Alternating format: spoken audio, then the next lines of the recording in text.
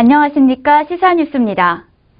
부영그룹의 수건사업이자 인천시 관광산업의 랜드마크가 될 송도 테마파크의 앞날에 먹구름이 들이오고 있습니다.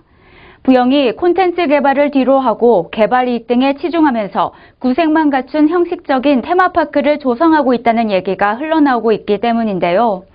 규모와 자금력에서 중국과 일본 등 해외에 뒤처지는 부영의 송도 테마파크가 빛을 발하기 위해서는 테마파크 개발에 대한 인식 개선이 절실한 상황입니다. 부영 송도 테마파크는 인천광역시 연수구 동춘동 911번지 1원 49만 9,575제곱미터 부지에 들어서는 도심공원형 복합 테마파크입니다.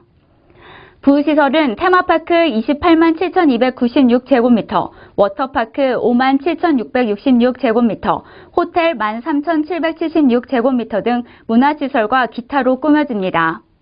송도 테마파크는 예술의 숲을 콘셉트로 한 테마파크를 비롯해 워터파크, 문화휴양시설인 퍼블릭파크로 구성되어 있습니다. 송도 테마파크에는 가상현실 등 첨단 정보기술을 활용한 놀이시설이 설치되고 높이 150m의 세계 최대 전망대인 슈퍼 자이로타워가 들어설 예정입니다.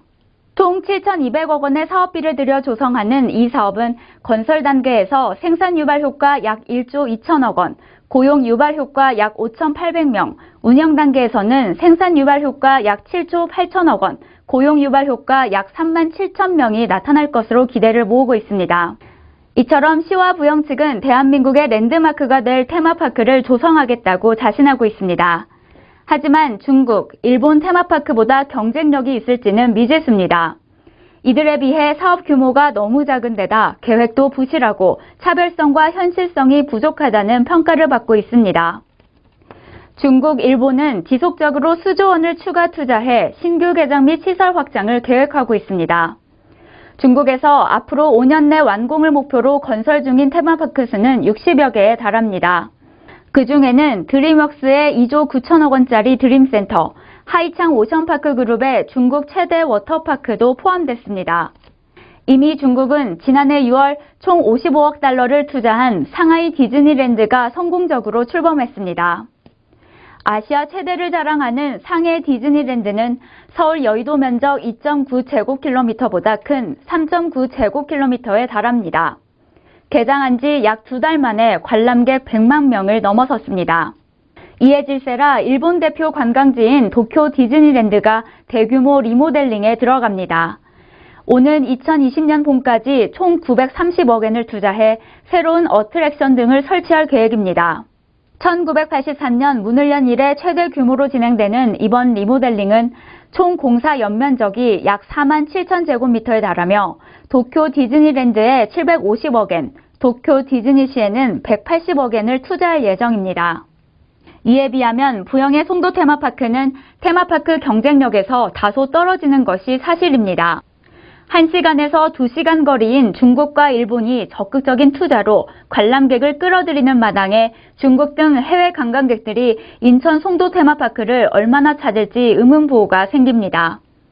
전문가들은 부영이 우리의 관광객은 물론 외국인 관광객까지 뺏기지 않으려면 보통 수준의 기획과 전략으로는 성공하기 힘들다고 지적합니다.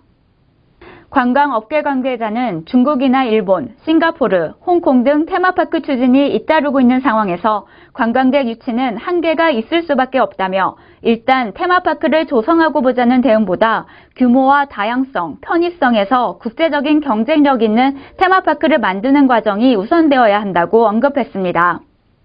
문제는 부영이 테마파크 사업에 대한 의지가 부족해 보인다는 점입니다. 테마파크 조성은 대우 자판 부지의 개발 이익을 환원해 지역 발전에 기여하겠다는 취지였습니다. 하지만 부영은 사업 예산, 테마파크, 놀이기구 등을 축소하는 등 석연치 않은 모습을 보여왔습니다. 때문에 일각에서는 부영이 테마파크 비전보다는 호텔, 아파트 등 도시개발 사업 수익금에만 열을 올리고 있는 것이 아니냐는 지적이 나오고 있습니다. 시민단체 관계자는 부영이 송도 테마파크 조성은 뒷전으로 한 채 뉴스테이 추진과 조기 착공을 시도한 바 있다며 부영은 보여주기식 사업이 아닌 진정성을 가지고 송도 테마파크를 인천 최고의 명소로 만들겠다는 각오로 지어야 할 것이라고 목소리를 높였습니다. 이 외에도 부영의 재무구조 악화와 이중근 회장의 오너 리스크도 테마파크 사업 추진에 암초로 작용하고 있습니다. 부영의 자본은 지난 3년간 2조 3천억 원에서 4천억 원으로 변화가 없지만 같은 기간 전체 부채는 3년 사이 4조 원가량 증가했습니다. 부영의 재무 악화가 앞으로 송도 테마파크 사업에 어떤 영향을 줄지 주목됩니다. 이에 따라 송도 테마파크 사업이 제대로 시행되기 위해서는 시의 철저한 감독과 냉철한 판단이 필요하다는 의견이 제기되고 있습니다.